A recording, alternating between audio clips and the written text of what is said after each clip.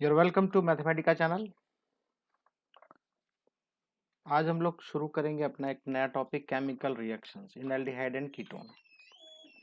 Aldehyde ketone के अंदर chemical reaction बहुत बहुत बहुत इंपॉर्टेंट है। मैं ऑलरेडी बता चुका हूँ चैप्टर काफ़ी इंपॉर्टेंट है, थोड़ा सोचना समझना है। तो यहाँ आपको कार्बोनिल कंपाउंड की बात अगर मैं करूँगा तो आपके पास साफ साफ दिखाई देता है। अगर एल्डिहाइड होगा तो H होगा, इधर R होगा, ठीक है ना। H की जगह आप CH3 या नंबर ऑफ कार्बन आपके ऊपर डिपेंड करता है आप क्या लगाना चाहते हो, राइट। तो अगर ऐसा लगता है तो ये तो बन जाएगा कीटोन, ठीक है। अगर सिर्फ एक H होता है तो एल्डिहाइड, राइट। तो ले दे के कहानी ये है कि C के साथ में डबल बॉन्ड होगा। तो अगर मैं एक प्लेन बना देता हूँ, ये एक प्लेन के अंदर ऐसा शो कर रहा है ये, ठीक है। ये डबल बॉन्ड हो और ये दोनों एक ही प्लेन पे ऐसा है, दोनों साइड में, एक तरफ R और एक तरफ H या R, डिपेंड्स एल्डिहाइड है या कीटोन। अब ध्यान देना यहाँ पे इसी के ऊपर हम लोग डिस्कस करेंगे, खास करके इस डबल बॉन्ड के ऊपर। और हमें मालूम है कार्बन के अंदर आपस में अगर हम तीन फिंगर स्ट्रेच करते हैं एक दूसरे का परपेंडिकुलर होती है लाइन, है ना। और एक ये ऊपर से जाए, अभी ऊपर कैसे दिखाऊं मैं, हाँ ये ऊपर से मान लो वर्टिकल। एनीवे, तो p ऑर्बिटल है, तो एक ही प्लेन में अगर मैं दो दिखा रहा हूँ तो सीधी सी बात है तीसरा, ये दोनों भी आपस में मान लो परपेंडिकुलर है, तो तीसरा अपने आप ऊपर से परपेंडिकुलर होगा, अपवर्ड, दोनों के साथ परपेंडिकुलर, राइट। तो चलो अभी मैं दिखाऊंगा तो आपको और अच्छा समझ में आएगा। यहाँ क्या बोलता है, a nucleophile attacks the electrophilic carbon. तो ये हमारा इलेक्ट्रोफिलिक कार्बन है, इसके ऊपर न्यूक्लियोफाइल अटैक करने वाला ये वाला है न्यूक्लियोफाइल। तो अगर न्यूक्लियोफाइल अटैक तभी करेगा जब ये क्या होगा, इलेक्ट्रोफाइल, या यहाँ पे पॉजिटिव चार्ज होगा, राइट। अब due to oxygen is high electronegative, so definitely it is negatively partial charge, तो carbon will have positive charge. तो न्यूक्लियोफाइल कहाँ अटैक करेगा, डेफिनेटली जहाँ पॉजिटिव चार्ज होगा, राइट। अब क्योंकि ये एक ही प्लेन के ऊपर है, एक ही प्लेन के ऊपर है, अब ये ऊपर से अटैक करेगा ऐसी जगह से जहां से दोनों इन दोनों के ऊपर 90 डिग्री पे रहेगा ये, राइट। इसलिए परपेंडिकुलर अपवर्ड की साइड से डाउनवर्ड की साइड से अटैक करेगा। So a nucleophile attack the electrophilic carbon atom of the polar carbonyl group, ये पोलर है, which is polar due to high electronegative of oxygen, carbonyl group from direction approximately perpendicular to the plane.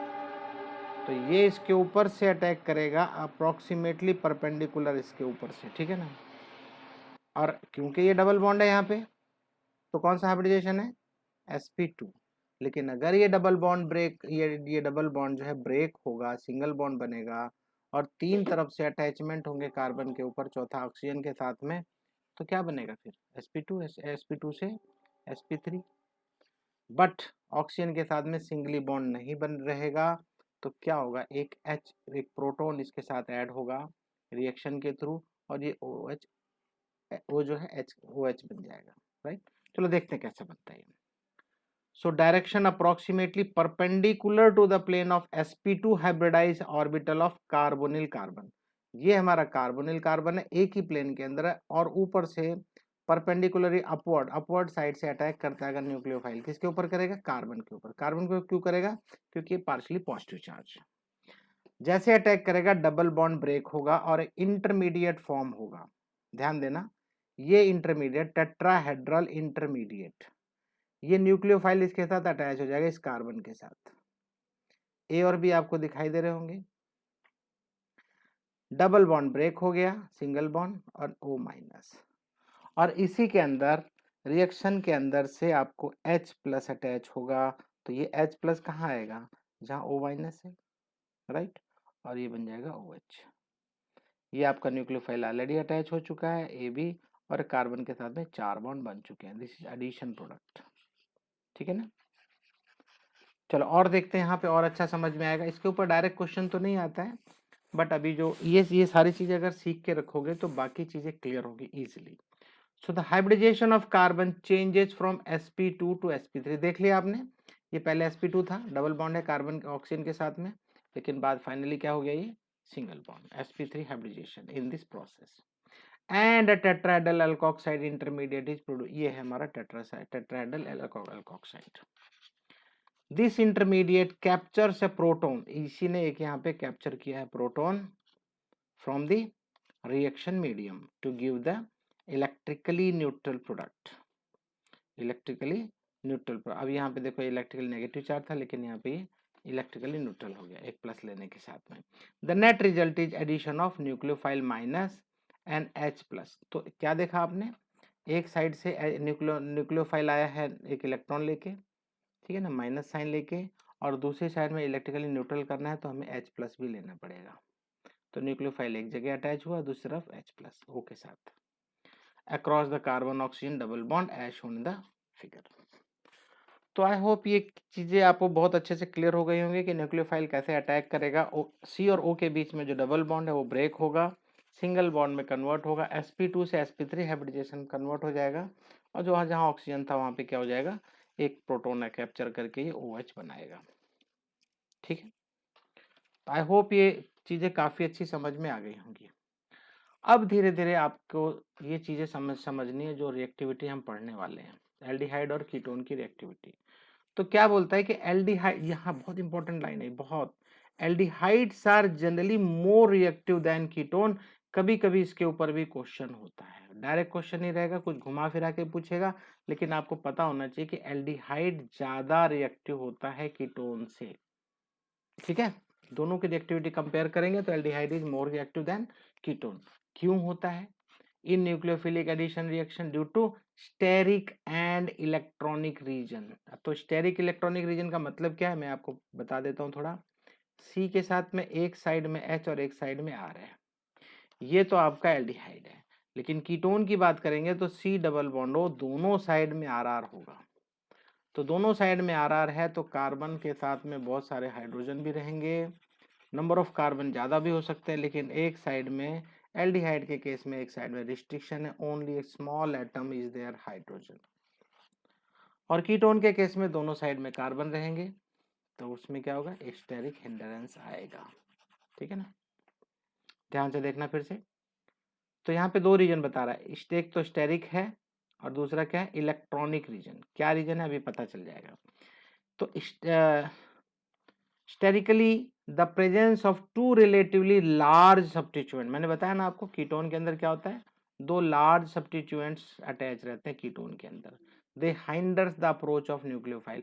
तो nucleophile को approach करने में दिक्कत होती है, परेशानी होती है, क्योंकि दोनों साइड में लार्ज सब्स्टिट्यूएंट्स हैं कार्बन के साथ में हाइड्रोजन भी है। ठीक है ना, तो वो न्यूक्लियोफाइल वहां पे इजिली अटैक नहीं कर पाता to carbonyl carbon. Then in aldehyde having only one such substituent, भाई आपने क्या देखा, एक ही साइड में R होता है, बाकी साइड में तो एक साइड में H होता है, तो एक ही साइड में R होने की वजह से ये ज्यादा रिएक्टिव होता है। ठीक है ना, और इलेक्ट्रॉनिकली क्या बोलता है, aldehydes are more reactive than ketone because two alkyl group reduce the electrophilicity of carbonyl more effectively than in former। मैं ये समझा देता हूँ आपको, नहीं तो समझ में नहीं आएगा। इलेक्ट्रॉनिकली होता क्या है, C डबल बॉन्ड O, अब इस साइड में भी R है लेकिन इस साइड में H है, तो R क्या है, इलेक्ट्रॉन रिलीजिंग ग्रुप है ना, इलेक्ट्रॉन रिलीजिंग ग्रुप है। तो इलेक्ट्रॉन रिलीजिंग ग्रुप के एल्डिहाइड के अंदर सिर्फ एक होता है, एक साइड में H है, तो ये इलेक्ट्रॉन रिलीज करेगा, इसके लिए कार्बन के पास देगा, तो यहाँ पे क्या होता है, एसिडिटी थोड़ी सी कम कर देता है इसकी। ठीक है, इलेक्ट्रॉनिकली जो है इसको इलेक्ट्रॉन देता है, किसको, कार्बन को। ठीक है ना, लेकिन कार्बन डबल बॉन्ड O को, लेकिन एक साइड से सिर्फ H होता है। But in case of ketone दोनों साइड R लगे हुए हैं, दोनों साइड से इसको इलेक्ट्रॉन मिलते हैं, दोनों साइड से। तो क्या बोलता है, electronically aldehydes are more reactive than ketone because two alkyl group. तो दो एल्काइल ग्रुप किसके साथ है, कीटोन के साथ में। देखो दो एल्काइल ग्रुप किसके साथ है, कीटोन के साथ। सो टू एल्काइल कहाँ गया, हाँ, two alkyl groups reduce the electrophilicity तो इलेक्ट्रोफिलिसिटी रिड्यूस कर देते हैं क्योंकि इसको इलेक्ट्रॉन डोनेट करने वाले दो साइड से रहते हैं of the carbonyl more effectively than in former. Former मतलब एल्डिहाइड। तो एल्डिहाइड में इलेक्ट्रॉन देने वाले सिर्फ एक ही साइड में रहता आर, दूसरी साइड में नहीं रहता। तो आपने दोनों केस देख लिया, इलेक्ट्रोफिलिसिटी और दूसरा स्टेरिक। तो दो ये इंपॉर्टेंट क्वेश्चन है, why aldehydes are more reactive than ketone, ये आपको पता रहना चाहिए, राइट। आई होप अच्छा समझ में आ गया होगा आपको। Would you expect benzaldehyde to be more reactive or less reactive in nucleophilic addition reaction than propanol? चलो जी, प्रोपेनल की बात करता है ये। Explain your answer. तो बेंजल्डिहाइड पहले बता रहा है, बेंजल्डिहाइड कैसे रहेगा, पता है ना, बेंजल्डिहाइड ये होता है बेंजल्डिहाइड। और दूसरा क्या है, प्रोपेनल। प्रोपेनल मतलब CH3 CH2 CHO, ये होता है प्रोपेनल, ठीक है ना। ये है आपका बेंजल्डिहाइड। बहुत ध्यान से देखना, अच्छा समझ में आ जाएगा आपको। क्या बोलता है यहाँ पे ये, the carbon atom of carbonyl group of benzaldehyde is less electrophilic.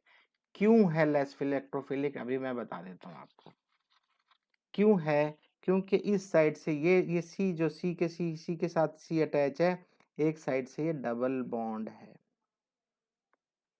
ठीक है, सी डबल बॉन्ड O और H। और इस साइड से ये सी कैसा अटैच है, एक दूसरे डबल बॉन्ड से अटैच है, ये वाला सी, ठीक है ना। ओके, तो क्या बोलता है, कार्बन एटम, तो ये वाला सी किस सी के साथ अटैच है, जिसके ऊपर sp2 हाइब्रिडाइजेशन है, ठीक है। So the carbon atom of carbon group of benzaldehyde is less electrophilic, ये वाला लेस इलेक्ट्रोफिलिक होगा compare to this one, then carbon atom of carbon group of present in the propanol. The polarity of carbonyl group is reduced in benzaldehyde. Polarity इसमें कम हो जाती है due to resonance as shown below and hence it is less reactive. और इसके अंदर propanal के अंदर resonance नहीं बनता, ठीक है ना, रेजोनेंस नहीं बनेगा। क्यों नहीं बनेगा, एक मिनट भाई, कैसे क्या हो गया ये,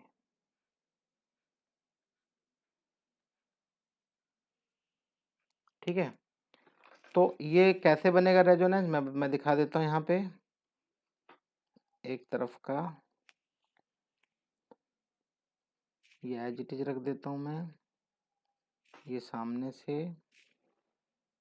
यहाँ मैं डबल बॉन्ड ड्रॉ करूंगा इस बार, माइनस और ये H, देख रहे हो, ये C में हटा दे रहा हूँ, फिर आपकी समझ में अच्छा आ जाएगा। ये देखो जरा ध्यान से, ये यहाँ पे H होगा।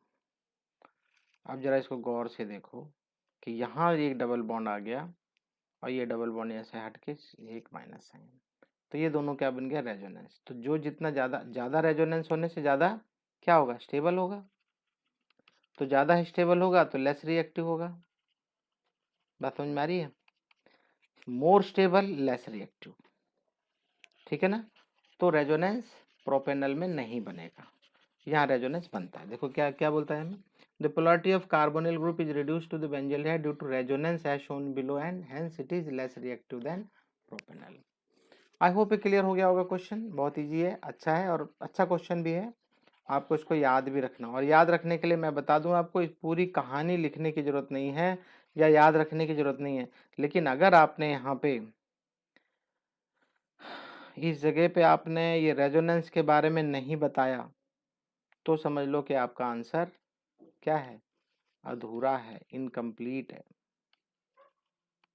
तो जो कंप्लीशन करता है, कंप्लीट करता आंसर को, वो टर्म को लिखना बहुत ज़रूरी है, ठीक है। आई होप आप समझ गए होंगे। चलो अब आगे बढ़ेंगे। अब कुछ और रिएक्शन के बारे में बता रहा है ये अच्छा क्वेश्चन है, ये भी बहुत अच्छे से समझने की कोशिश करना कि थर्ड वाला पोर्शन आ गया हमारे पास। Some important examples of nucleophilic addition मतलब न्यूक्लियोफाइल अटैक करेगा, and nucleophile addition elimination reaction, ठीक है ना। न्यूक्लियोफाइल कहीं कहीं पे है तो एडिशन करेगा, एडिशन मतलब कुछ निकलेगा नहीं, ऐड होगा, और कभी कभी एलिमिनेशन होगा। एलिमिनेशन का मतलब कुछ निकल के उसको सब्स्टिट्यूट करेगा, मतलब ये कि एडिशन एलिमिनेशन रिएक्शन का मतलब है कभी कुछ वहां से निकल जाएगा या कभी कुछ वहां से ऐड होगा। Let us see. तो सबसे पहला कंडीशन है addition of hydrogen cyanide HCN। तो एक मिनट, हेलो जी। तो एडिशन ऑफ हाइड्रोजन साइनाइड मतलब HCN का एडिशन होगा तो क्या होगा। तो सबसे पहले तो aldehydes and ketone react with hydrogen cyanide to yield cyanohydrins. ठीक है, क्या बनाएगा, ये रहा साइनोहाइड्रिन। साइनोहाइड्रिन देख लो, ध्यान ध्यान दो, मैं यहाँ पे थोड़ा एडवांस में बता दूं तो क्लियर हो जाएगा। सी है, सी डबल बॉन्ड O था ना आपके पास, जैसे एक साइड में, एक साइड में O था तो ये डबल बॉन्ड ब्रेक होगा और एक साइड O के साथ में आ जाएगा OH और एक साइड में आएगा CN। ठीक है, अब आप बोलोगे इस साइड में क्या है, भाई इस साइड में डिपेंड करता है एल्डिहाइड है कीटोन है। एल्डिहाइड है तो एक एच इधर रहेगा, R रहेगा इस दूसरे साइड, और अगर कीटोन है तो दोनों साइड में R रहेंगे। बात समझ में आई। तो इसको बोलते हैं साइनोहाइड्रिन। तो साइनोहाइड्रिन फॉर्म करेगा, कैसे करेगा बहुत देख लो, यहाँ पे भी वही काम हो रहा है, देख लो H+ लास्ट में एक प्रोटोन के साथ ऐड होके, ये जो O- था, पीछे पड़े थे ना न्यूक्लियोफिलिक एडिशन रिएक्शन, यहाँ ये पढ़े थे ना आप, किस तरह से न्यूक्लियोफाइल जो है अटैक करेगा इसके ऊपर, और ये ऑक्सीजन क्या करेगा, O- होगा और उसके बाद एक प्रोटोन लेके क्या कर देगा, ये OH बन जाएगा। ठीक है, आगे ध्यान दो, अब आपको समझ में अच्छे से आ गया होगा। यहाँ पे देखो O- है, इसके साथ में OH हो जाएगा, एक H प्रोटोन यहाँ पे ऐड हो जाएगा। बिल्कुल सेम मैकेनिज्म जो आपने पीछे पढ़ा, वो इसीलिए पढ़ाया गया कि आपको समझ में अच्छे से आ जाए। हाँ जी, तो आप लोग क्या देखते हो, यहाँ पे एक हमारे पास HCN है और ये क्या है, बेस है। ठीक है ना, तो एडिशन रिएक्शन कैसे हो रही है, ध्यान देना यहाँ पे, या H+CN- और OH-, क्योंकि ये स्ट्रॉन्ग इलेक्ट्रोफाइल है, सॉरी न्यूक्लियोफाइल होगा, तो H+ इसके साथ आके वाटर मॉलिक्यूल बनाएगा और आपके पास CN- बच जाएगा। तो यहाँ पे स्ट्रॉन्ग इलेक्ट्रोफाइल कौन, न्यूक्लियोफाइल कौन होगा, CN-। देखो यहाँ पे क्या बोलता है, aldehydes and ketones react with hydrogen cyanide HCN to yield cyanohydrin. Cyanohydrin बहुत इंपॉर्टेंट कंपाउंड है, ये क्या करता है, दूसरी चीजों को बनाने में हमारे बहुत काम आता है। तो चलो देखते हैं साइनोहाइड्रिन कैसे बनाएंगे हम। This reaction occurs very slowly with pure HCN। तो HCN हमारे पास पहले से है, therefore it is catalysed by a base. याद रखना ये OH- वही है बेस, उस बेस के साथ में आपने इसको कैटलाइज करना है। पहले कैटलाइज होगा तो क्या होगा, जनरेटेड साइनाइड आयन, अब जो CN- बना हुआ है जो, ये cyanide ion being a stronger nucleophile, ये ज्यादा स्ट्रॉन्ग है न्यूक्लियोफाइल, ठीक है ना, nucleophile readily adds to carbonyl compound, ये कार्बोनिल कंपाउंड के साथ ऐड हो जाता है। चलो देखते हैं कैसे, ये रहा हमारा कार्बोनिल, एल्डिहाइड और कीटोन जो मर्जी, दो साइड से दिखाई दे रहा होगा तुम्हें, है ना, दोनों साइड से H या CH3 या R, जो भी लिखना चाहो। CN मैंने आपको पीछे बता रखा है, कैसे आएगा, ये ऊपर से आएगा, अटैक करेगा, अटैक करेगा, डबल बॉन्ड ब्रेक होगा, O- बनेगा और एक साइड में न्यूक्लियोफाइल अटैच हो जाएगा। अगर आपको दोबारा से दिखा दूं तो और अच्छा समझ में आएगा। ये आपने देखा था न्यूक्लियोफाइल किस तरीके से अटैक किया था यहाँ पे, और ये न्यूक्लियोफाइल अटैच हो गया और साथ में O-, और फिर एक प्रोटोन लेके ये OH बन जाता है, न्यूक्लियोफाइल एज इट इज। ठीक है ना, ठीक है, और इलेक्ट्रिकली न्यूट्रल भी हो जाएगा H+ लेने के बाद। So therefore catalysed by base and generated cyanide ion being stronger nucleophile readily adds to carbonyl compound, carbonyl compound के साथ ऐड हो गया और फिर उसके बाद एक प्रोटोनेट होगा H+, कहाँ जाएगा, O के साथ, तो इलेक्ट्रिकली न्यूट्रलिटी खत्म हो जाएगी यहाँ पे। Okay, cyanohydrins are useful synthetic intermediate, yes. I hope ये बात समझ में आ गई होगी, CN कैसे अटैच होता है, साथ में एक साइड में OH आएगा। थोड़ा थोड़ा याद रखने की कोशिश करो, मुझे मालूम है एक बार में याद नहीं होता, लेकिन याद तो रखना पड़ेगा। ठीक है, फिर आता है addition of sodium hydrogen sulphide, sodium hydrogen sulphide NaHSO3, sulphide है, सल्फाइड भी नहीं है, याद रखना, दो तीन चीजें हैं इसमें, एक होता है सल्फाइड एक होता है सल्फाइड, ठीक है ना। तो ये क्या है, ये है सल्फाइट SO3, ठीक है ना, HSO3, NaHSO3। सो ये आपका कार्बोनिल कंपाउंड है, NaHSO3 अटैच होता है, तो अटैच होके क्या होगा, जरा गौर से देखना, एक कार्बन के साथ में ONa आएगा, पहले ध्यान देख लो, Na प्लस है ना, ये एक O लेके इसके साथ आ जाएगा, ONa, राइट। अब यहाँ पे कितने O बचे, 2, ठीक है ना, एक O पहले से यहाँ पे, तो ये अभी यहाँ पे होगा क्या है, देख लो पहले, Na प्लस, और दूसरा क्या बनेगा, HSO3 माइनस। तो ये Na जो है प्लस वाला पोर्शन, ये इस O के साथ में क्योंकि डबल बॉन्ड ब्रेक होगा, तो ONa इधर आ जाएगा, और फिर यहाँ पे क्या बचता है आपके पास, HHO3। ये देखो, ये HSO3 को 2 पार्ट में डिवाइड कर दिया, O को, एक तरफ 2 और एक तरफ O रखा हुआ है। क्यों रखा हुआ अभी आपको समझ में आ जाएगा। तो क्या देखा आपने, एक साइड में ONa, O तो ऑलरेडी है, एक Na प्लस इसके साथ आ जाएगा, राइट। और फिर क्या बचता है, HSO3 माइनस, वो यहाँ पे अटैच होगा। अब यहाँ पे प्रोटॉन ट्रांसफर होगा। प्रोटॉन कैसे ट्रांसफर होगा, ध्यान देना, ये H यहाँ ध्यान दे दो, जो मैं लिखने जा रहा हूँ देख लो बस, H इधर आ जाएगा और Na इधर आ जाएगा, बस वेरी वेरी सिंपल, कुछ नहीं करना है। ये एक Na प्लस है और एक H प्लस है, H प्लस Na प्लस को रिप्लेस कर देगा, और Na प्लस कहाँ चला जाएगा, H प्लस की जगह, और H प्लस कहाँ जाएगा, Na प्लस की जगह, और कुछ नहीं है इसके अंदर। देखने में बड़ा अजीब सा लगता है, ये लोग बच्चे घबराते, बोलते हैं क्या है, क्या मुसीबत है, बिल्कुल घबराने की जरूरत नहीं है। ये H और Na अपनी अपनी जगह बदलते हैं, यहाँ पे Na की जगह OH आ जाएगा और Na ऊपर आ जाएगा, ठीक है। देखो क्या बोलता है, sodium hydrogen sulphide adds to aldehyde and ketone in the form of addition product. Addition होता है, the position of the equilibrium lies larger, तो इक्विलिब्रियम आप बना देना जरूर प्रोटॉन ट्रांसफर के टाइम पे, larger to the right hand side for most aldehyde and to the left for the most ketone due to steric reason. ये बहुत important है, बहुत इंपॉर्टेंट लाइन है, यहाँ पे देखो क्या बोलता है, position of equilibrium lies largely to the right hand side, कब, एल्डिहाइड के लिए, एल्डिहाइड के लिए प्रोडक्ट की साइड में ये मूव करेगा, ठीक है ना, राइट साइड में, right hand side for most aldehyde, and to the left side में किसके लिए बोल रहा है, कीटोन के लिए। कीटोन में ऐसा क्यों होता है, क्यों, बिकॉज ऑफ स्टेरिक रीजन, पीछे पढ़ के भी आया हो।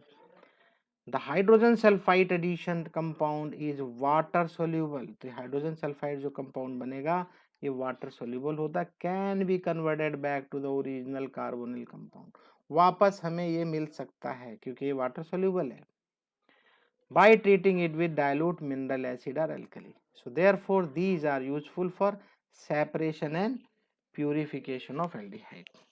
तो कभी भी आपको सेपरेशन या प्यूरिफिकेशन करना हो तो वहां पे काम आएगी ये।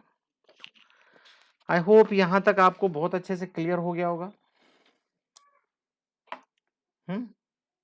ये याद रखना, यहाँ पे ये वाटर सोल्यूबल है, वाटर सोल्यूबल से क्या होता है, वापस को कन्वर्ट, वापस हमें एल्डिहाइड या कीटोन मिल जाएगा, राइट। क्योंकि अगर हमें वापस मिलना है तभी वो प्यूरिफाई हो पाएगा, तो अगर इस फॉर्म में है पहले से तो हम उसको प्यूरिफाई करने के लिए वापस इसको ले सकते हैं। इसके बाद है addition of Grignard reagent, aldehyde या कीटोन के साथ में, एल्डिहाइड और कीटोन के साथ में अगर हम ग्रिग्नार्ड रिएजेंट का एडिशन करते हैं तो भी हमको कंपाउंड फॉर्म बता रहा है 11th यूनिट में, लेकिन मैं यहाँ पे जिक्र कर देता हूँ, अगर आप देख सको तो देख लेना, 323 पेज के ऊपर है ये, थोड़ा सा बता दूं मैं आपको क्या बनाता है, ध्यान देना। मान लो आपके पास नॉर्मल है HCHO मतलब C डबल बॉन्ड O, दोनों साइड में H है, और साथ में आपके साथ क्या ऐड होता है, RMgX, कितना रिएजेंट है ना, तो क्या बनाएगा, आपको सबको मालूम है क्या बनाता है, अल्कोहल, ठीक है ना, क्या बनाएगा, अल्कोहल बनाएगा, और साथ में बाई प्रोडक्ट तो लिखना ही पड़ेगा, MgOH X, ठीक है, इस पे ध्यान दो बस, ठीक है। अगर मान लो एक, ये तो खैर फॉर्मल्डिहाइड है, अगर एक साइड में H है, sorry CH double bond O, और मान लो यहाँ पे CH3 है, या R लिख देता हूँ। अगर ऐसा लिखूंगा मैं तो साथ में ये R, देखो यहाँ पे R नहीं था, कोई भी R नहीं, दोनों H है, इसलिए मैंने R लिखा। लेकिन अभी एक R यहाँ पे ऑलरेडी मैं लिख चुका हूँ, तो मैं इसका नाम दूंगा R-MgX, ठीक है। हाइड्रोलाइज के वाटर डालेंगे तो क्या बनेगा, अभी सोचो थोड़ी देर के लिए क्या बनेगा। ध्यान देना, अभी अब अच्छा समझ में आ जाएगा आपको। CHOH और दो साइड में R डैश, एक तरफ R और एक तरफ R डैश, ठीक है। अब आपकी समझ में आ गया होगा ये कौन सा एल्डिहाइड, सॉरी कौन सा अल्कोहल है, सेकेंडरी अल्कोहल है। मतलब अगर मिथनल है तो प्राइमरी अल्कोहल बनेगा, नॉर्मल एल्डिहाइड है तो सेकेंडरी अल्कोहल मिलेगा, और अगर कीटोन है तो टर्शरी अल्कोहल मिलेगा। कैसे मिलेगा, देखो इधर भी आर, इधर भी आर, या आर डैश, जो भी रखना है आपको, या आर ही रख दो। और अब आप ग्रिग्नार्ड रिएजेंट तो आर डैश डाल दो, सॉरी, ठीक है। तो अब ये क्या बनेगा, जरा गौर से देखना, बहुत गौर से देखना, तब आपकी समझ में अच्छे से आ जाएगा।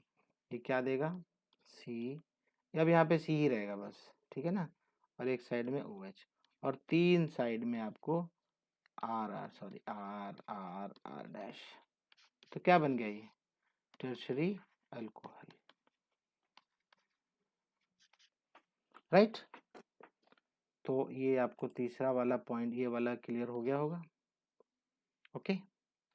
थोड़ा सा कॉम्प्लिकेटेड है एल्डिहाइड कीटोन में, थोड़ा सा, और मेरे ख्याल से ये कॉम्प्लिकेटेड पोर्शन थोड़ा सा अब हटने वाला है, खत्म होने वाला है, इसके बाद आपको इजी लगेगा सब कुछ।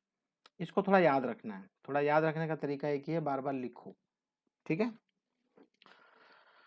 तो चलो अब एक मिनट,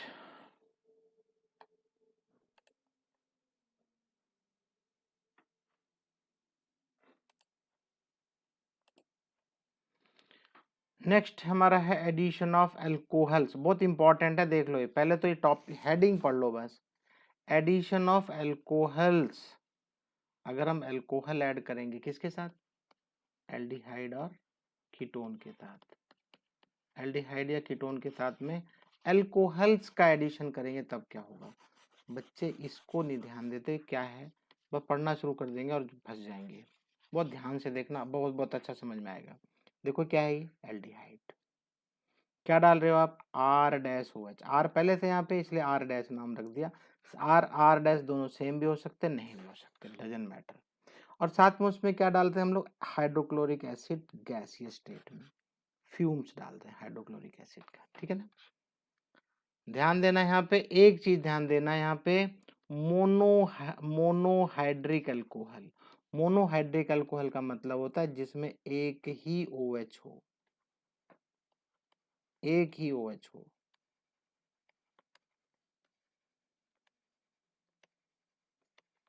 दिखाई दे रहा है, एक ही OH होना चाहिए, तो उसको क्या बोलते हैं, मोनोहाइड्रिक अल्कोहल। ध्यान देना, अगर एल्डिहाइड है तो उसमें आपको मोनोहाइड्रिक अल्कोहल ही डालना है, बहुत ध्यान से देख लो।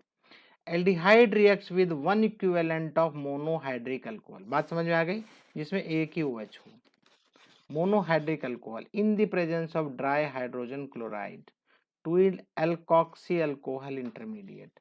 एल्कोक्सी अल्कोहल ये हेमी एसिटल बोलते हैं जिसको, ठीक है ना। ये कैसे बन रहा है जरा गौर से देखो, ये R और C दिखाई दे रहे हैं आपको, ये RCH दिखाई दे रहा है, इस O के साथ में एक H आता है, और इसके साथ में आता है OR डैश, ये वाला पोर्शन, H इधर आ जाएगा इस O के साथ में, डबल बॉन्ड ब्रेक होगा, देख लो आप लोग, OR डैश और एक तरफ आएगा OH, इसको बोलते हैं हेमी एसिटल या alkoxy alcohol intermediate, known as hemi acetals, which further reacts with one more molecule of alcohol। अभी जो अल्कोहल हमने डाला था R-OH, एक बार फर्दर रिएक्शन इसके साथ कराएंगे, दोबारा से कराएंगे। ठीक है, ध्यान देना अभी। अब ये जो R डैश है ये वापस इस H की जगह पे हट जाएगा और इसकी जगह पे अटैच होगा OR डैश। OR डैश पहले से ही था, एक और OR डैश आ जाएगा, इसका नाम है एसिटल। देख लो, RCH इस C के साथ में OR डैश अटैच होगा, क्या नाम है, एसिटल। एसिटल, ठीक है ना, एल्डिहाइड है तो एसिटल नाम है, कीटोन होगा तो कीटोल नाम होगा। चलो देखते हैं। हाँ, यहाँ पे मैं बताया नहीं, further react with one more molecule of alcohol to give gem dialkoxy, gem dialkoxy compound known as acetal. ठीक है ना, आगे बढ़ेंगे, कीटोन के बारे में बोल रहे हैं।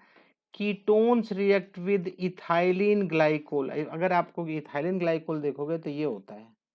अब मोनोहाइड्रीन लेफ्ट साइड में आपने देखा था, एक मिनट, मोनोहाइड्रिक अल्कोहल जो आपने देखा था उसमें सिर्फ एक OH होता है, लेकिन यहाँ पे जब आप देखते हो इथाइलिन ग्लाइकोल, तो इथाइलिन ग्लाइकोल के केस में आपको 2 OH दिखाई दे रहे हैं। कीटोन होगा तो 2 OH वाला पोर्शन आप पकड़ेंगे, और सेम गैसियस स्टेट में आपका, एक मिनट,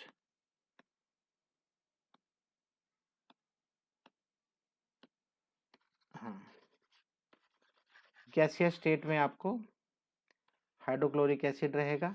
बस ये इंटरमीडिएट बनाने की बात अब नहीं कर रहा, डायरेक्ट एक बार ROH डाला था तो एक R डैश आया था, दूसरी साइड में डाला तो फिर से R डैश। अब किया था, कुछ भी नहीं करवा रहा, ये डायरेक्ट हाइड्रोक्लोरिक एसिड डालेगा, दोनों साइड में OO अटैच होंगे। देख लो, पहले ध्यान से देख लो, दोनों साइड में OO अटैच होंगे, दोनों साइड में, और फिर क्या अटैच होगा साथ में, CH2 और वाटर मॉलिक्यूल आउट हो जाएगा। वाटर मॉलिक्यूल यहाँ भी आउट हुआ था, वाटर मॉलिक्यूल यहाँ पे भी आउट होगा, लेकिन यहाँ क्या अटैच हो रहा है, देखो ध्यान से देखो, CH2 और ऐसा बॉक्स जैसा बना रहा है ये, ध्यान देना, ये आपको ध्यान रखना है, इथाइलिन ग्लाइकोल कीटल, तो केटल बनता है, ठीक है ना। सेम बाकी कहानी वही कंडीशन वही है, ketones react with ethylene glycol under similar condition to form cyclic product known as ethylene glycol ketal. तो साइक्लिक है, देख लो, ऑल अराउंड ये क्लोज्ड है, राइट, इसी के साथ में 2 R अटैच रहेंगे, बस बाकी सब क्लोज्ड है। अगर आप बनाना चाहो तो ऐसे भी बना सकते हो आप, C के साथ में 2 R, ठीक है ना, और दोनों साइड में OO, और फिर इसके साथ में CH2, इसके साथ में CH2, और ये अटैच, क्लोज कर दो, भूलना नहीं है, ठीक है। तो इसको क्या बोलते हैं, ethylene glycol ketal. Dry hydrogen chlorine protonates, तो डाइहाइड्रोजन जो है प्रोटोनेट करती है इसको, ऑक्सीजन टू द कार्बोनिल, तो कार्बोनिल कंपाउंड का जो है उसको प्रोटोनेट करती है, ठीक है ना, compound, and therefore increase the electrophilicity of the carbonyl compound facilitating the nucleophilic attack of ethylene glycol. So acetal and kettle are hydrolyzed with aqueous mineral acid to yield corresponding aldehyde and ketone respectively। याद रखना है बात, acetal और kettle जो बन चुके हैं already, अगर उनको हाइड्रोलाइज करेंगे एक्वस मिनरल एसिड के साथ तो वापस क्या यील्ड करते हैं हमारे लिए, करस्पॉन्डिंग एल्डिहाइड, उसी तरह का एल्डिहाइड और कीटोन हमको दोबारा मिलेंगे, ठीक है। अगर आप इसको लिख लिख के याद नहीं करेंगे तो मुश्किल में फंस जाएंगे, मुश्किल में नहीं फंसना है आपको, ठीक है। मैं छोटा ही बनाऊंगा क्योंकि ये थोड़ा टफ है, याद नहीं होगा, ठीक है, तो जल्दी याद नहीं होगा तो आप परेशान रहोगे। तो एक काम करना, मैं छोटा ही वीडियो बना दूंगा, अब इनको याद रखना, बार बार लिखना, ठीक है। चलो अभी आगे बढ़ेंगे। हाँ, ये वाला भी अच्छा पोर्शन है, ये सब के सब याद। नेक्स्ट पोर्शन है हमारा addition of ammonia and its derivative. ध्यान देना है यहाँ पे, ये इंपॉर्टेंट है। ये कैसे इंपॉर्टेंट है मैं पहले बता दूं आपको।